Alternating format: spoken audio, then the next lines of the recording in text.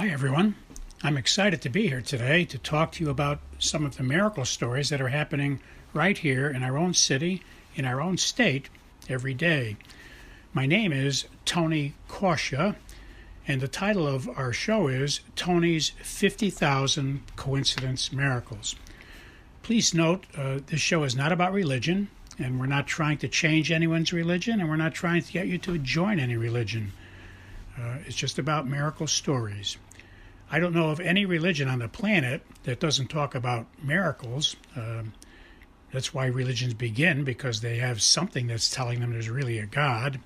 But we're not going to get into that. We're going to just talk about miracles and leave the decisions about all that up to you. So we don't care what religion you are. We just want to talk about miracles. If you are an atheist, I think you'll enjoy the program as well, although I can't guarantee you'll remain an atheist very long after you hear many convincing stories, coincidence kinds of stories about miracles. You can email me your own stories if you wish. We'll try to use all we can on the show. I can't guarantee we will, depending on volume and time, but you're welcome to send your stories on to us, and we will mention them when we can. You can send them to the following email address. But please notice that if we do use your story, we won't mention your name. We'll keep you anonymous. And we suggest that in your story, when you send it to us, don't use your correct name. That way anyone listening will not be able to figure out that it was you that sent the story in.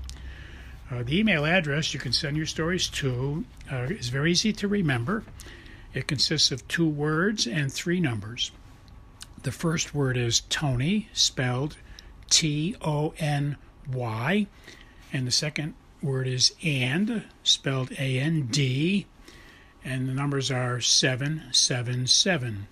So once again, the name is Tony and 777 at AOL.com. Well, let us begin.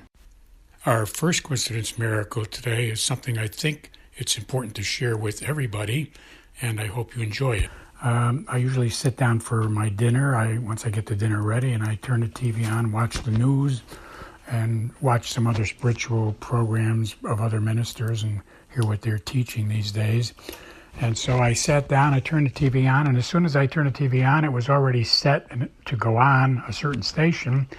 And it went on TBN, and R.Morris, a famous Protestant preacher, was talking. I don't preach religions. I listen to all kinds of ministers. I listen with Jesus in my heart advising me what to pay attention to. Sometimes Jesus within my heart and my soul rejects what I'm hearing, and sometimes Jesus said, pay attention to that because that's a good point you didn't know before. So I learn by listening to other preachers, and sometimes when I listen to other preachers, God tells me that's not for me, okay? So anyway, I was having my dinner, and I turned the TV on, and there was R.Morris, and he was making a point, a wonderful point, I think. He said there's a lot of reasons why people don't pray to God, and one of the reasons why people don't pray to God is because we don't want to think about our problems, okay? So the way he explained it is, you're having serious problems. I don't know what's serious for you. I don't know. Let's say somebody very special to you is sick in the hospital with terminal illness. Your house caught fire and burnt to the ground yesterday. You just got fired 2 days ago before all this happened. So you feel like Job. It's the end of the world for you. Everything is nuts. And you don't want to pray, you don't want to talk to God about it because you're trying to get all these thoughts out of your mind. You're trying to not think about all these problems. So you don't want to pray because if you're praying, you're going to be thinking about them. So R.Morris was making the point that that's the devil's trick. The devil's trick is you got problems, and he doesn't want you to talk to God because God will solve your problems, and that's how that happens. So the point is, if you're feeling like you don't feel like praying, then precisely what you better do is start praying, because praying means you're talking to God. So if you're having problems and headaches and problems and disasters, you need to be talking to God. It'll tell you how to get out of your disasters, okay? If you read the story of Job in the Bible, he was talking to God. He was having disasters, but he was talking to God. All right, bottom line, it's common sense. If you're having problems, talk to God. If you're feeling like you should not, then the devil is tempting you, okay? The next thing I want to share with you is something that happened to me. We had a series of power failures in our area. I think over a 3-day period, we had like 5 power failures. The power would go out and would go back on quickly in 30 seconds. Sometimes it would go out for 3 minutes and then it would go back on. So we had many, many power failures. And the electronic stuff in my home was going wild. So after these 3 or 4 days, I found that the clock on the stove for setting the timer or setting the oven and even the normal clock just was doing crazy things. Like you would set the clock and in 12 hours it would have traveled 24 hours instead of 12. So it was doing all kinds of crazy things. The microwave became useless. It wouldn't pay any attention at all to pushing the numbers in. So what I was doing was I was ignoring it, just like R.Morris said. I didn't want to deal with the hassle of paying an electrician, the expense of the electrician to come over and fix the stuff. I didn't want to deal with that. And I kept trying to play with the stuff, but I wasn't really fixing anything. I thought I was just maybe be lucky, but I wasn't praying about what to do. So this went on for like 3 days. The microwave was useless. The stove clock was useless. So one of the days, I pray often, so I happened to sit down one day and I was praying, and I realized I hadn't asked God about these things, and I remembered R.Morris said that, what we do is we ignore praying. So I said, okay, I asked God what to do. An amazing thing happened. He said, let's go try it together. So imagine that. I asked God what to do. He said, let's go try it together. So we walk over to the oven. He says, push that button, push that button, push that button. I did what he told me, and it was fixed. Then he said, let's go do the microwave. He said, push that button, push that button. So I want to tell you this wonderful, simple story. I turn on the TV while I'm eating my supper, and Pastor R.Morris says we don't pray because we're trying to ignore our problem, and that's the devil's trick.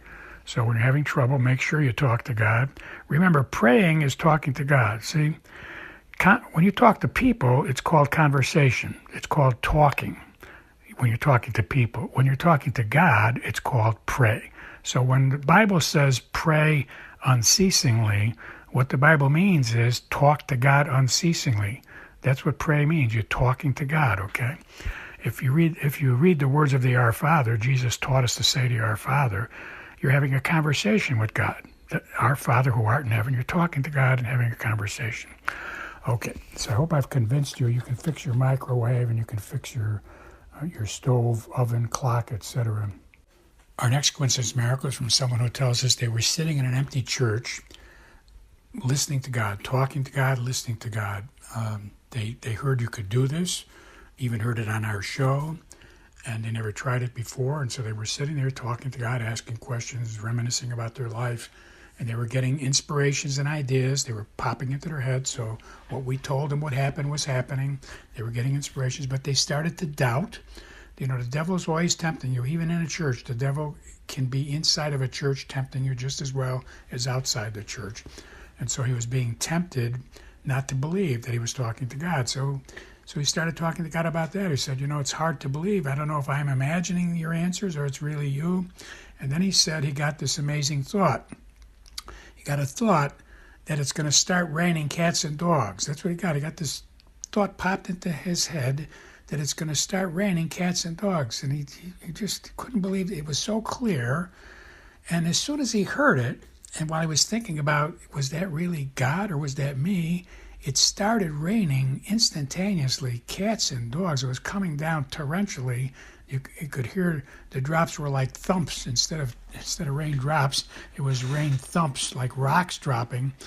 And he was really impressed with it. It sounded like, the floods of Noah's time. It was coming down, and he was sitting next to a window, and he could see it was like flooding up instantly, really a deluge, okay? And while this was all happening, he heard inside his soul, I guess it was his soul, he said it was his mind, he heard a peaceful word that said, stop. And as soon as he heard the peaceful word stop, the rain outside stopped, just like that, like somebody threw a switch. So he's sharing with us, he really believes that he had an experience he was talking to God, and God proved it to him by saying it's going to rain cats and dogs, and it did. And then when he heard the word stop, it all stopped instantaneously. And he said he's been talking to God ever since with great results. So you can do the same thing. Go to an empty church, start talking to God, ask him questions, and he'll convince you he's talking to you, because God wants you to know. God wants to have discussions with every single person. So you sit there and get tutored. You ask him, how do I know it's you talking to me? How can I be sure I'm not imagining this? And he will give you the answers in your own mind and in your own soul. Our next story is from someone who was having a bad few days in life, and they were feeling very gloomy. And they said they were out driving, and they heard all of our stories and read our book about, people get into intersections and they see holy numbers pop up. And so they were very gloomy and down. But as they drove into this intersection, they got a thought in their mind, I wonder if maybe I could see a holy number. And they got to the intersection. They didn't see any holy numbers. There were cars that, came from all four directions.